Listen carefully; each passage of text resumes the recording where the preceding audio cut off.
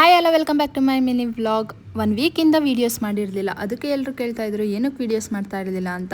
ನನಗೆ ಆ್ಯಕ್ಚುಲಿ ಈ ವಿಡಿಯೋ ಮಾಡೋದಕ್ಕೆ ಟೈಮೇ ಸಿಗ್ತಾ ವಿಡಿಯೋ ಮಾಡಿ ಇಟ್ಕೊಂಡಿದ್ರು, ಅದನ್ನೇ ಎಡಿಟ್ ಮಾಡೋಕ್ಕೆ ಹೋಗ್ತಿರ್ಲಿಲ್ಲ. ನಮ್ಮ ಅಜ್ಜಿ ಮನೇಲಿ ಕತೆ ಓದಿಸ್ತಾ ಇದ್ರು. ಅದಕ್ಕೆ ನನ್ನ ತಂಗಿ ಅವರೆಲ್ಲರೂ ಮತ್ತೆ ಗುರುಪ್ರವೇಶದಲ್ಲಿ ಮೀಟ್ ಆಗಿರೋರೆಲ್ಲ ಮತ್ತೆ ವಾಪಸ್ ಬಂದಿದ್ರು. ನನ್ನ ತಮ್ಮ ಯಾವಾಗ್ಲೂ ಪೂಜಾರಿನೇ ಆಗಿರ್ತಾನೆ. ಹಂಗಂತ ಅಂದ್ಬಿಟ್ಟು ಯಾವಾಗಲೂ ಪೂಜೆ ಮಾಡ್ಕೊಂಡಿರಲ್ಲ, ಓದ್ಕೊಂಡಾನು ಇರ್ತಾನೆ.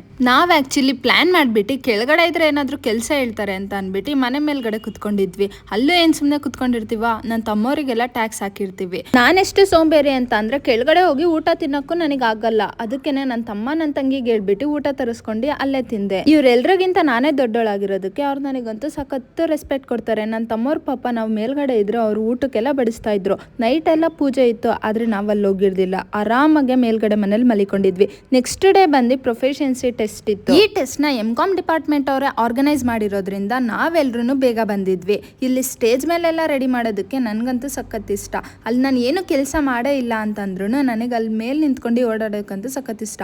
ರಿಜಿಸ್ಟ್ರೇಷನ್ ಕಮಿಟಿ ಅಂತ ಎಲ್ಲ ಬೇರೆ ಬೇರೆ ಕಮಿಟಿಗಳನ್ನ ಮಾಡಿದ್ರು. ನನ್ನ ಫ್ರೆಂಡ್ಸ್ ಎಲ್ಲರೂ ಅಲ್ಲಲ್ಲಿ ಇದ್ರು. ಬೇರೆ ಕಾಲೇಜವ್ರು ಎಲ್ಲರೂ ಬಂದಿದ್ರು. ಈ ಎಕ್ಸಾಮ್ನ ಬರೀಬೇಕಾದ್ರೆ ನಮಗೆಲ್ಲ ಬ್ರೇಕ್ ಇತ್ತು.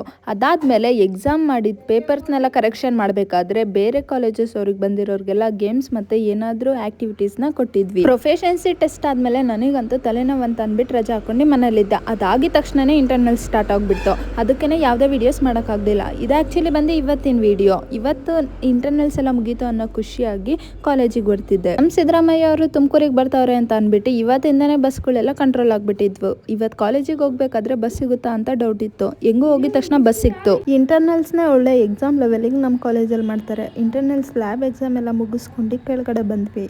ಹೋಮ್ ಮಿನಿಸ್ಟರ್ ಕಾಲೇಜ್ ಆಗಿರೋದ್ರಿಂದ ನಮ್ಮ ಕಾಲೇಜಲ್ಲೇ ಎಷ್ಟೊಂದು ಜನ ಪೊಲೀಸ್ ಇದ್ರು. ಇಲ್ಲೇ ಅಷ್ಟೊಂದು ಜನ ಅಂತ ಅಂದರೆ ಇನ್ನು ಹೊರಗಡೆ ಇನ್ನೆಷ್ಟು ಇರಬೇಕು. ಬಸ್ ಸ್ಟಾಪಲ್ಲಿ ಬಂದರೆ ನನ್ನ ಫ್ರೆಂಡ್ ಇದ್ದು ಮಾವಿನಕಾಯಿ ತಿಂತಿದ್ಲು. ಪಕ್ಕದಲ್ಲಿ ಜ್ಯೂಸ್ ಕುಡಿಯೋ ಥರ ಅವಳು ನೀರು ಕುಡಿತಾ ಇದ್ಲು. ಬಸ್ ಸ್ಟಾಪಲ್ಲಿ ಇದ್ದಿದ್ದ ಜನ ನೋಡ್ಬಿಟ್ಟು ಬಸ್ ಅಂಕಲು ಸ್ವಲ್ಪ ಜನ ಹತ್ತೋವರೆಗೂ ಮಾತ್ರ ಇದ್ರು. ಆಮೇಲೆ ಕಂಡಕ್ಟರ್ ಅಂಕಲ್ ಹೇಳಿದ್ರು ನಾಳೆ ಮತ್ತೆ ನಾಡಿದ್ದು ಬಸ್ ಇರಲ್ಲ, ಏನಪ್ಪ ಮಾಡ್ತೀರಾ ಅಂತ ಸ್ಟೂಡೆಂಟ್ಸ್ಗೆಲ್ಲ ಆಟ ಆಡಿಸ್ತಾ ಇದ್ರು. 2,000 ಬಸ್ನ ಇವರೇ ಎತ್ಕೊಂಡ್ಬಿಟ್ರೆ ನಾವು ಕಾಲೇಜ್ಗೆ ಹೋಗೋರು ಏನು ಮಾಡಬೇಕು?